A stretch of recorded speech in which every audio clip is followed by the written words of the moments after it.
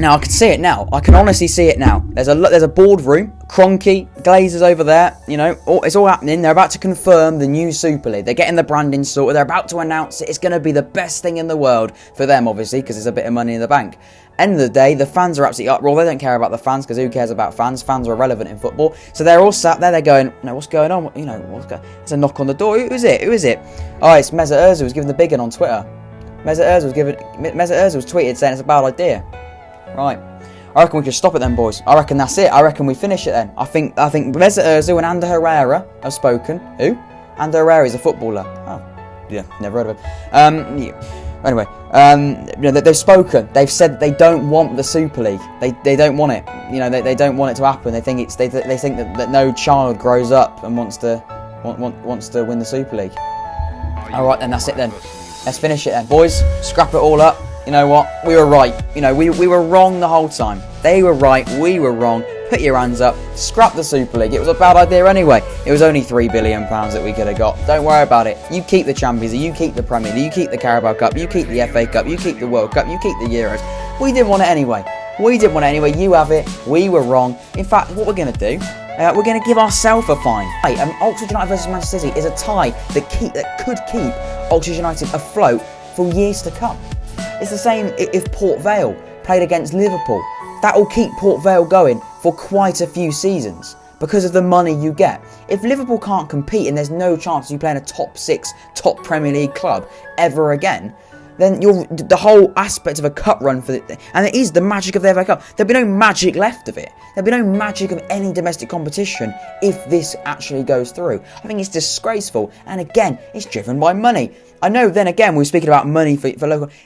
Hello everybody and welcome back to the Young Fan Podcast. Today it's a very, very different episode of the podcast, and one that I don't think anyone expected to be made. It's still a bit of a shock in the footballing world, and as fans as well. I think we are all a little bit shocked and surprised at the fact that an idea, something that was thrown about a few seasons ago, and I think it was last year, it was there was this sort of theory and idea and a project that was never going to happen around a European Super League.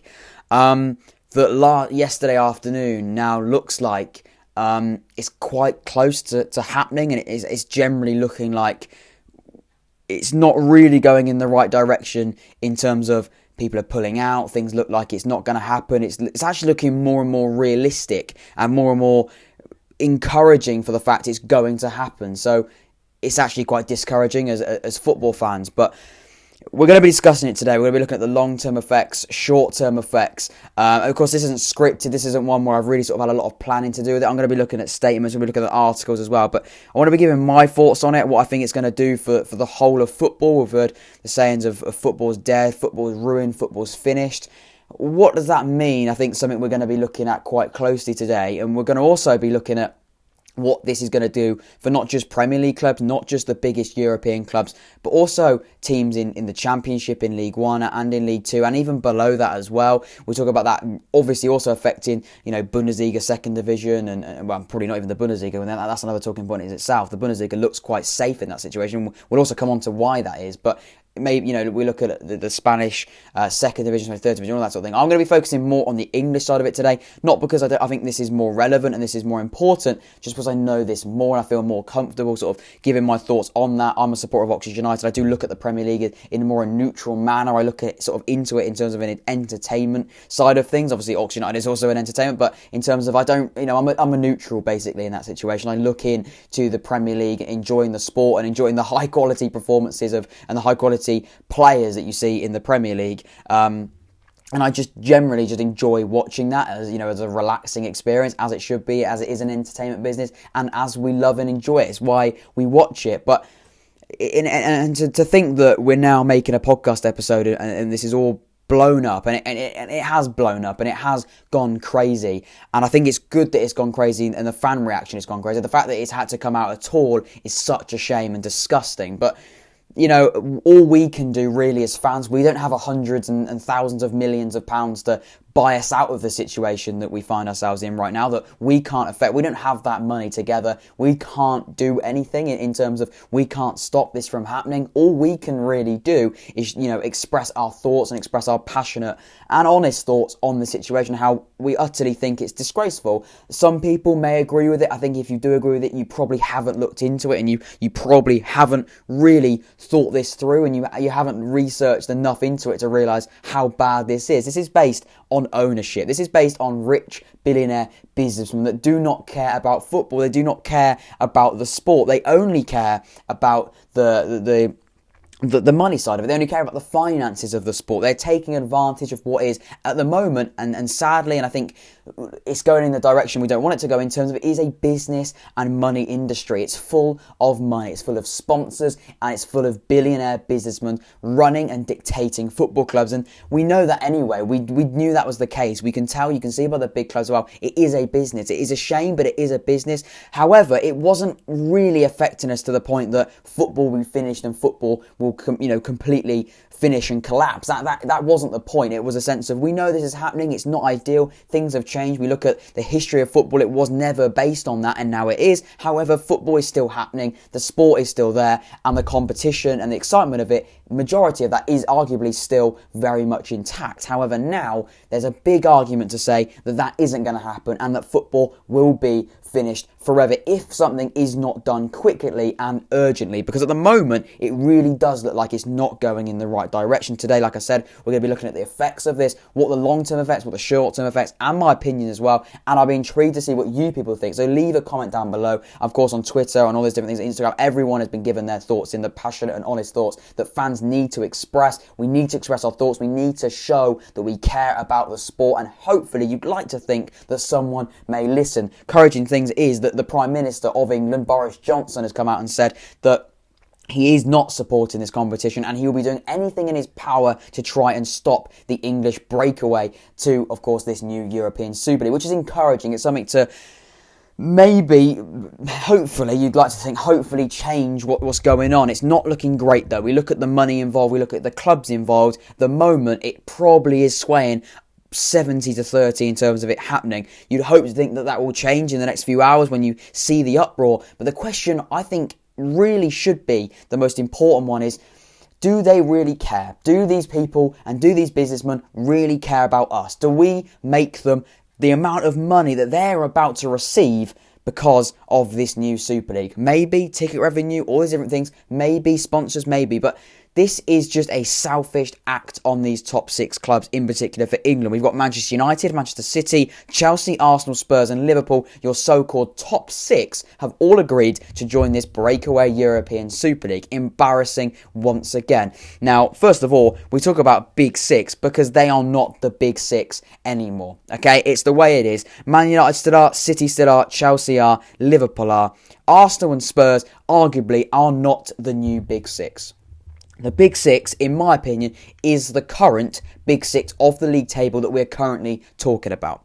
The Big Six should be the top six clubs of the league table as of when you're talking about it. Next season, if there is a top six of Manchester United, City, Chelsea, Arsenal, Spurs, Liverpool, then that is once again the top six. However, when we talk about football, they are not the top six. When we talk about quality and quality of football, which is what we should be looking at, it is football, then they are not the top six, and it is actually West Ham in there and Leicester in there instead of those clubs, instead of Spurs and Arsenal in particular.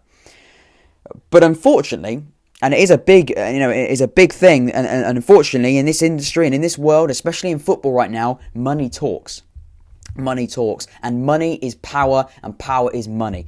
Everything that and that could be looked at in other ways of life, but in terms of the footballing side of things right now, that is just true. It's the fact. That is the position we're currently in. As well as that, of course, we've got European clubs, AC Milan, Atletico Madrid, Barcelona, Inter Milan, Juventus and Real Madrid. PSG, Bayern Munich and Dortmund at the moment, and it looks like it's going to stay like that, are not going to be part of this. And we look at the German clubs, I mentioned it a minute ago, but we'll look at the German clubs as well. That is because they are run majority based by the fans. Businessmen and all those people as well, and private investors, they can also be part of the club. They can own the club as well. well. However, the rest of the ownership and the main majority ownership of a German football club is based on the fans and fan opinion only. Here in the Premier League and here in England, that isn't the case. Unfortunately, the richest, the most wealthy and the most powerful people can take these football clubs and do what they want with it. We'll look at the Glazers, for example. They don't care about football. They do not care about Manchester United. They do not care about what happens on the pitch. They're more worried about how much money they're going to make. They took Manchester United on in a debt situation. They were in debt when the Glazers bought them, and they take money out of the club on a regular basis, and then this season blame it on COVID. COVID, of course, is a huge issue in terms of actual COVID itself, but also what this economically has done to the economy, but also in particular in this case, football. Now, we look at Manchester United again. Their whole history was based on European football, the Busby Babes, the Bobby Charltons of the football. And we talk about also Alex Ferguson, of course, of Manchester United as well. All of that is based on, as well as Premier League success, but a large majority of that, the Bayern Munich disaster as well, the Munich disaster, that was, of course, all based on a huge it was all surrounded basically by Europa League, the European League. It was known the European League back then. That's why I keep saying Europa League by accident. It's not the Champions League. It's the European League and European football.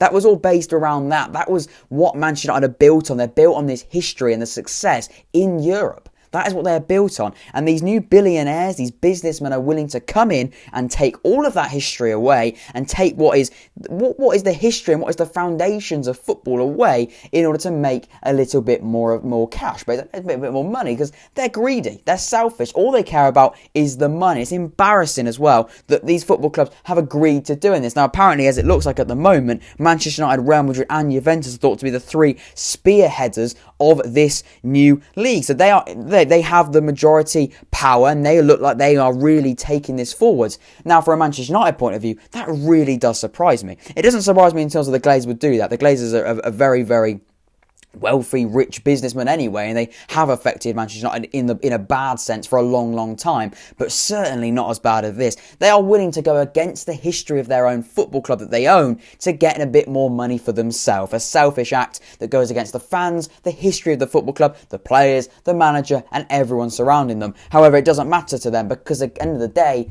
they've got money and money talks. So for them, it doesn't matter. For us and as fans of a football club, in particular Manchester United fans, in that sense, that's huge. And that will have a detrimental effect on them, on them, of course, as well.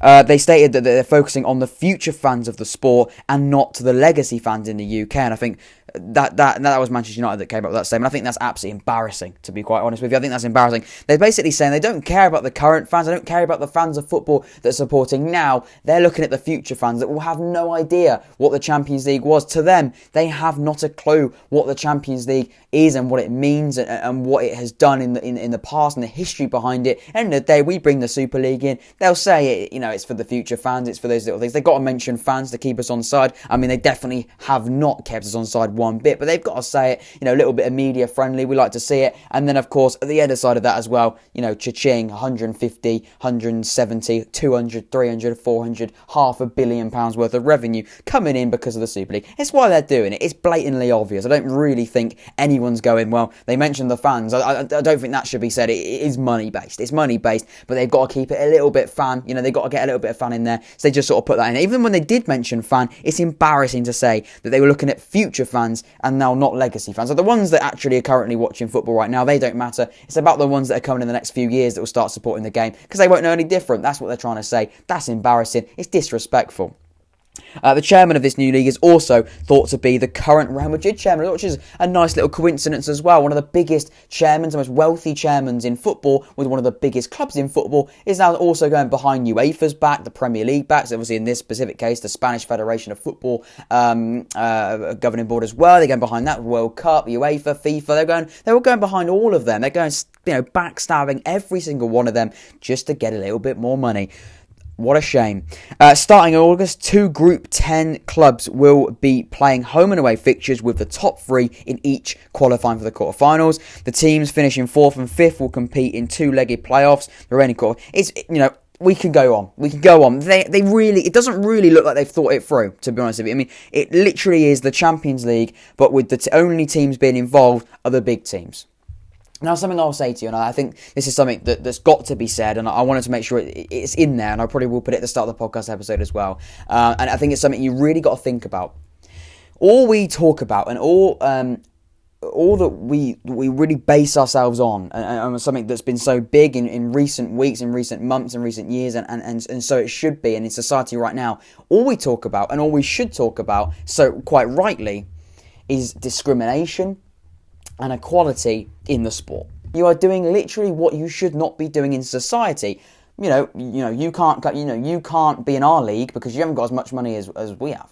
You can't be in our league because you look different. You can't be in our league because you haven't got the money, you haven't got the finance, you haven't got the stadium, you haven't got the facilities. You have the money. You can't be in our league. I'll laugh at you. You cannot be in our league because you are not us and you don't have money. Sorry, I mean, if that's in any other circumstance, that is so rightly frowned upon, looked down on in such a way, and so it should be. But apparently, discrimination when it comes to money and businessmen is perfectly acceptable. I don't know about that, but I just think it's awful. I just think that the way that it's run and the way that it's going at the moment is just absolutely horrendous. I think discriminating against wealth in this particular sense as well is awful. Discriminating against less wealthy clubs, and it's completely bang out of order in my opinion. The ESL said the founding clubs have agreed to establish a new midweek competition with teams contributed to compete in their respective national leagues. Basically, what they're trying to say is that they just want to do a midweek competition, basically in replacement of the Champions League, and still carrying the Premier League. However, the Premier League have not been too happy with that. The Premier League, UEFA, again, are against the decision. Champions League was set to be revamped and confirmed in the next few weeks. Now all the owners of the top six of the other large European sides have come together to form a Super League to create a new midweek competition replacing the Champions League. The Premier League have also stated that if this goes ahead, the sides that join the new league will be banned from competing in the Premier League, and that will be the same in every single national league as well. So basically, the Premier League, for example, if Manchester United, Chelsea, Tottenham, whoever it is, go on and do this league, it doesn't matter who they are, if they go and do this league, they go and agree to join this league, if this actually happens, it goes from an idea to reality, which would be horrendous, but say that does happen, the Premier League will ban them from competing in the Premier League. Basically meaning we'll have no members of the top six still in the Premier because all six have agreed to join it. So at the moment, if it does go ahead, all six of those are joining this competition. FIFA and the other governing bodies have already said that they will not recognise this competition. Therefore, players part of these teams would not be allowed to compete in the World Cup. Now that for me is absolutely mental. It's a great thing. I agree with what they've got to say.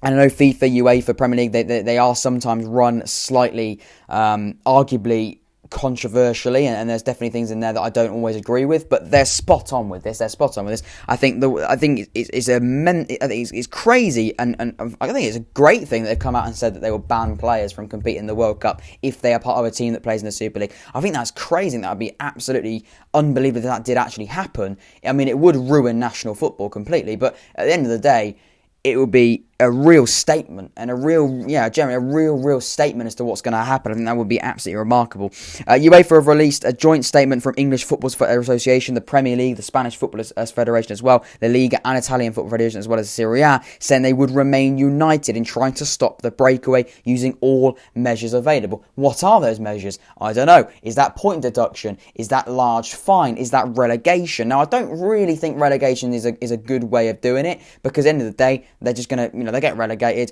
I mean, it doesn't really solve much, but to be fair, it doesn't really. I think a fine is what needs to happen. A large fine needs to be something that happens. I hope that does happen. If, of course, this doesn't happen.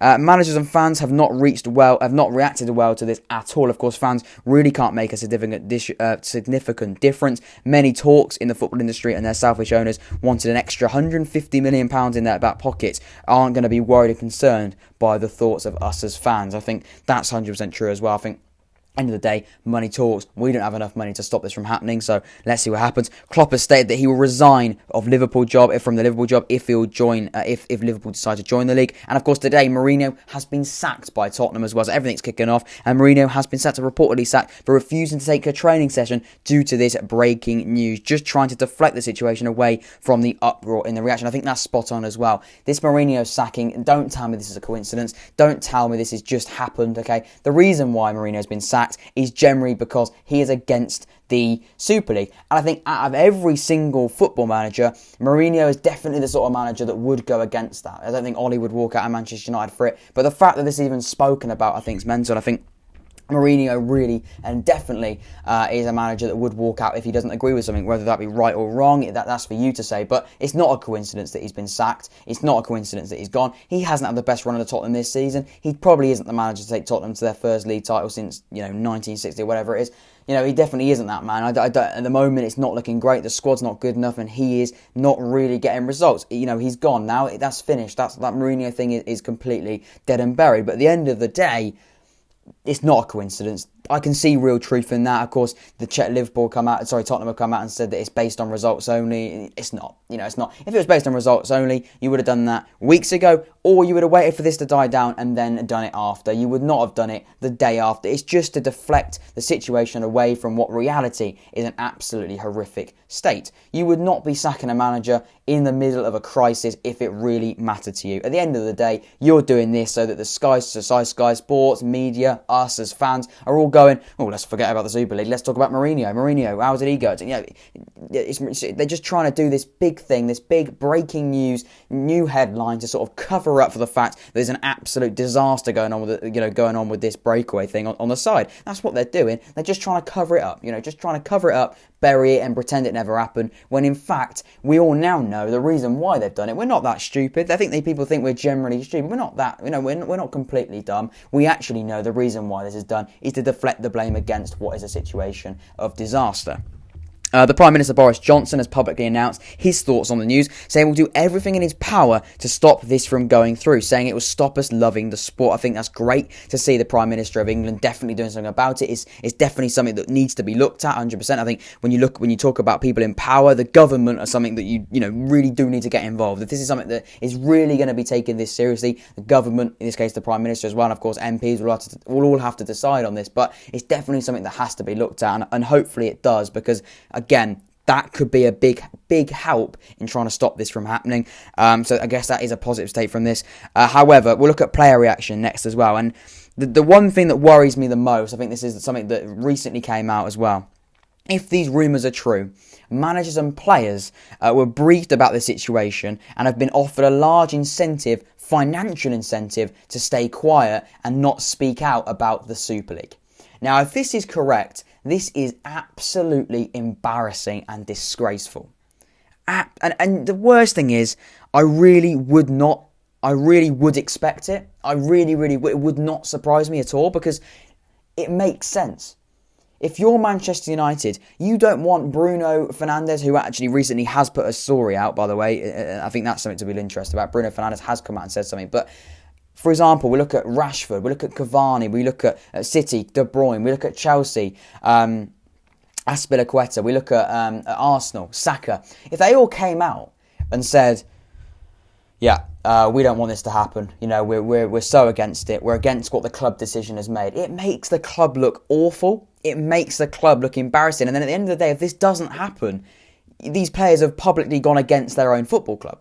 They've probably gone against the football club that are paying them a wage. So, understandably, what the best thing is to happen is the club's going, right, stay quiet, we're going to do this, we're then going to confirm it and hope it gets, brushed under the carpet and never spoken about again. That's what they hope's going to happen. We'll give you an extra bit, we'll up your contract, we'll put a little bonus in there, don't say anything, keep it quiet, let's move on. Same with managers as well. I think Tuchel's come out and said, I hope my club makes the right decision. Well, I'm sorry, Thomas, to disappoint you, mate, but your club already have not made a great decision, as they publicly said themselves that they are going to be joining this breakaway European Super League. So the club have not made the decision that you think is the right one. Whether or not you might think the right one is to go and do this, you might be for that.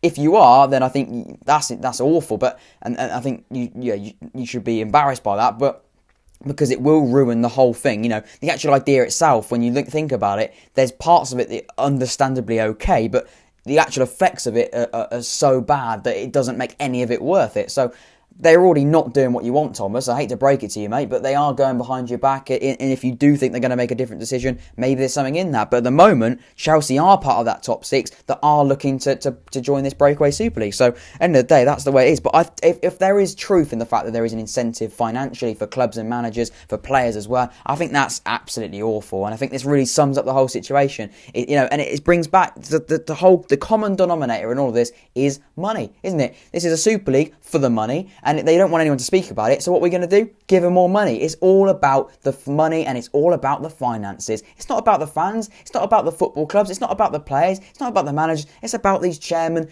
businessmen, owners who just want a bit more money. That's the way it is. That's just the industry we unfortunately live in right now. And it's just a horrific shame that the situation we're in right now could actually end football completely and could kill all entertainment and all love for the sport that we love. So, at the end of the day, I think it's embarrassing once again, but again, it's all driven by money, which is such a shame and disgraceful, greedy and selfish. Right, here we go then. Critics have said the league is a power grab by the top clubs and have closed competition as a way for those clubs to ensure more money for themselves. It is just that. Why do Chelsea want to give more money to West Ham? Why do Manchester United want to give more money to UEFA? Why do Liverpool want to give more money to Burnley, Southampton, Leicester, all these teams? Don't worry about that. We don't want to give money to them. We don't want to give money to the other clubs that are part of this sport. We just want more money to ourselves. So what we'll do is we'll bring all the biggest clubs with all the, biggest, all the most money, the biggest brands, the biggest sponsors, all together. And then we'll keep the money for us. I'll put in a big pot, share out equally, happy days, billions of pounds for everyone. That's what the thinking behind of it is. They haven't really thought about it from a point of view of, what if I was a Leicester owner? End of the day, if you're an owner, you probably don't think like that. But I think I probably would sort of go, if I was in Leicester's position right now, who at the end of the day are better than Arsenal, are better than Chelsea in league position, are better than Spurs, better than Liverpool as well in league position. West Ham, better than Spurs in league position, better than Arsenal in league position, better than Liverpool in league position. I think they might be better than Chelsea in league position as well. But West Ham don't have the money. Leicester don't have the money. Southampton don't have the money. All these clubs don't have as much money. So at the end of the day, they're not part of it. Let's discriminate once again. With only a few spots available for each year for teams outside the main group, it is feared the competition will be closed to most, leaving an exclusive elite and untouchable group of clubs at the top, which is exactly the position that we're currently in. Why invent relegation? Because if we get relegated and Man United have a mare, the biggest club in the world, get relegated, everyone's looking around going, hang on lads, Man United, the biggest club in the world, getting all the money, have been relegated. They've been relegated into the Tin Pot League with Burnley, Leicester and Aston Villa. What's going on here then?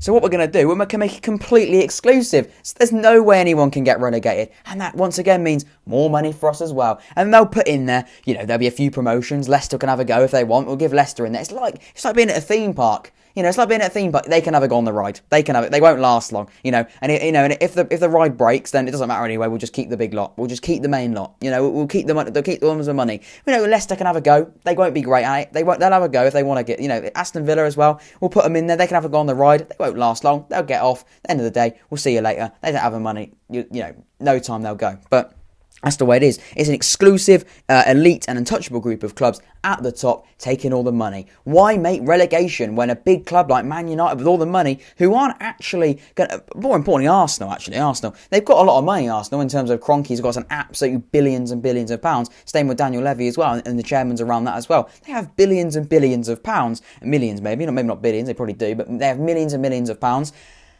What happens if Spurs get relegated? Now, I can see it now. I can honestly see it now. There's a boardroom, Kroenke, Glazers over there, it's all happening. They're about to confirm the new Super League. They're getting the branding sorted. They're about to announce it. It's going to be the best thing in the world for them, obviously, because there's a bit of money in the bank. End of the day, the fans are absolutely uproar. They don't care about the fans because who cares about fans? Fans are irrelevant in football. So they're all sat there. They're going, what's going on? There's a knock on the door. Who is it? Oh, it's Mesut Ozil who's giving the big one on Twitter.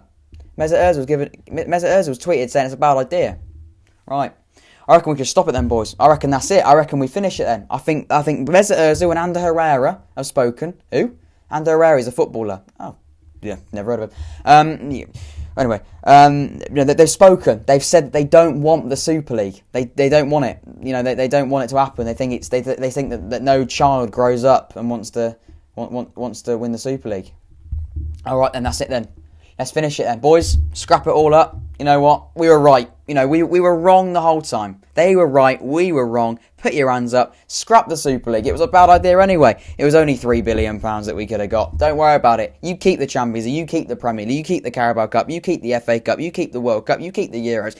We didn't want it anyway. You have it. We were wrong. In fact, what we're going to do, we're going to give ourselves a fine. We're going to give ourselves... No, but we'll fine ourselves all the money that we could have received from this.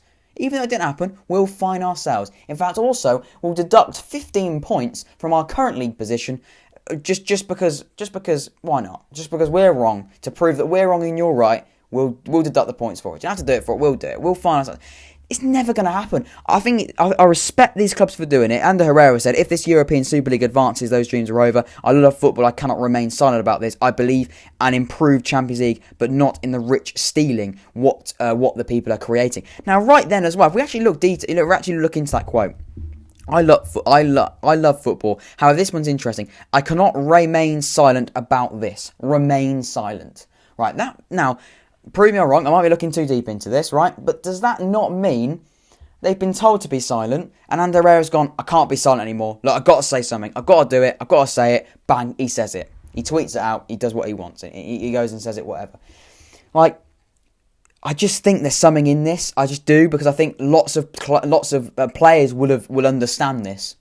It's not like these clubs are, sheltered in at night. It's not like they've got their phones taken away. It's not like they don't have social media. They understand the world. They do live it. They are human beings. They will understand the consequences of this decision that looks like it could be made, which is disgraceful. It could be made. They know the situation they're in. They're not stupid. So you think that there probably is an incentive in there, which I think is disgraceful if it is, but there we go. And then the next thing I want to say as well is I want you to imagine a pyramid. I want you to imagine a pyramid, and that is the footballing, English football pyramid. We've got the Premier League as well, we've got all the Premier League clubs, we've got the Championship clubs, League 1 clubs, League 2 clubs, and then of course non-league and then grassroots as well. Now, imagine...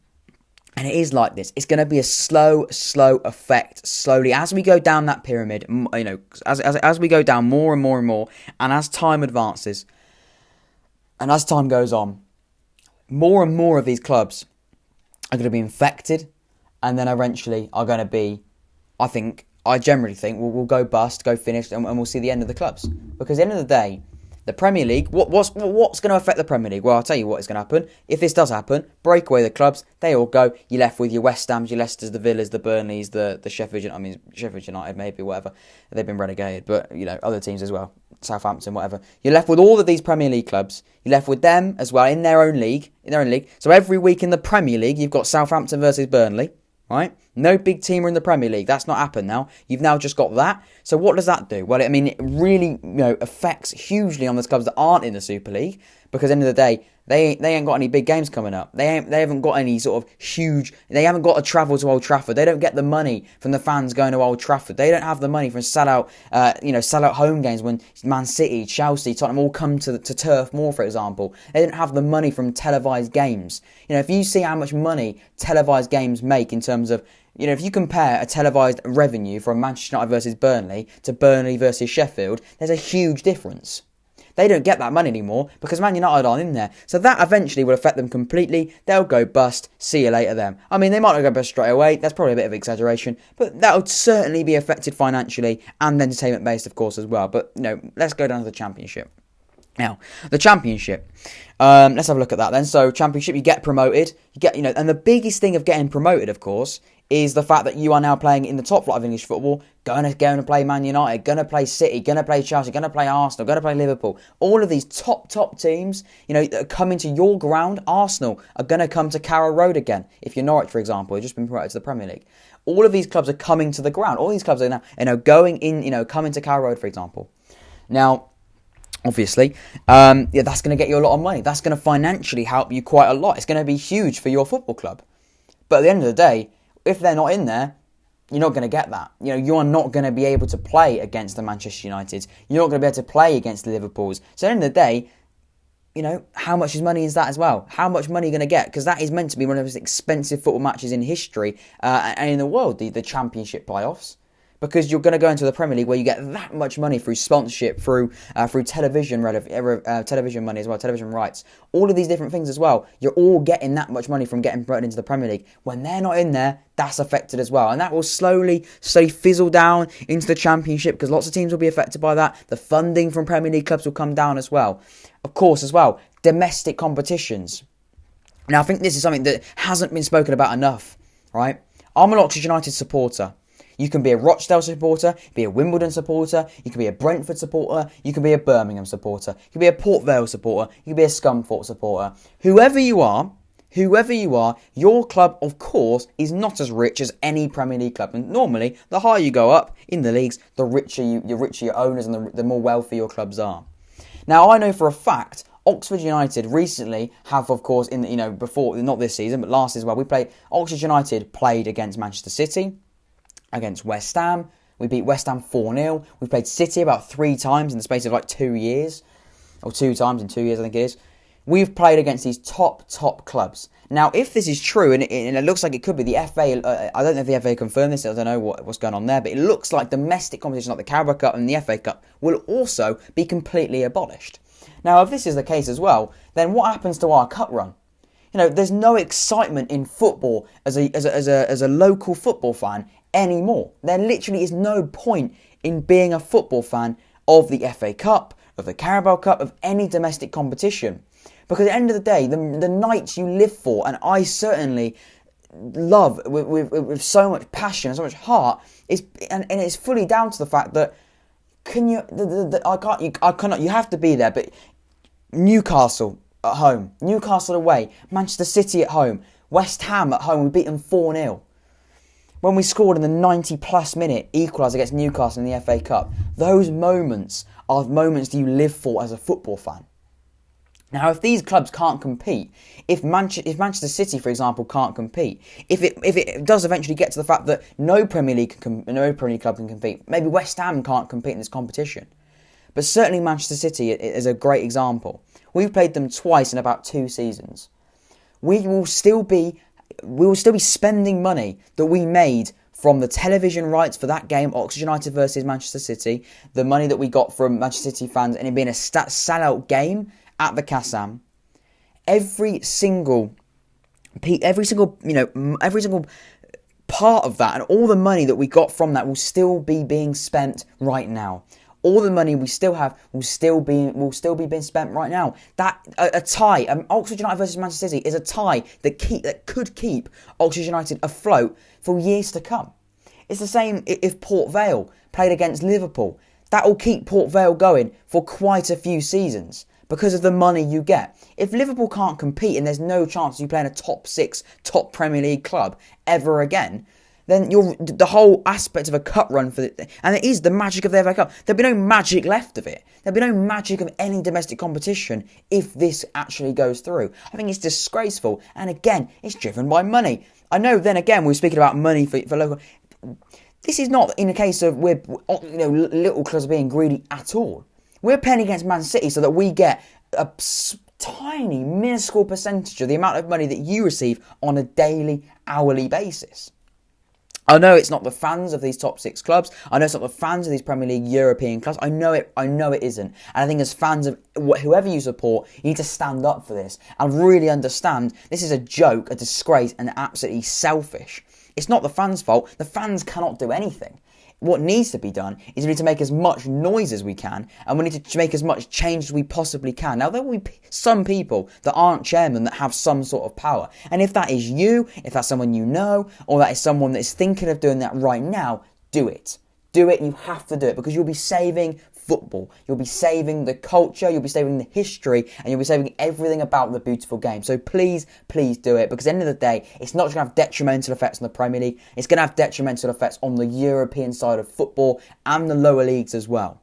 It's awful, it's disgraceful, it's selfish, and I really hope this episode of the podcast has enlightened you on the situation that we find ourselves in as football fans today. Now, as I said at the start of the episode of the podcast, please do subscribe and leave a like if you agree with me. And down below as well, please do leave a comment as well. Make sure I'll be responding to every single one of those as well. I'll be hearing from you as the fans of this game. I've been Jack. This has been the Young Fan Podcast, and I'll see you in a bit.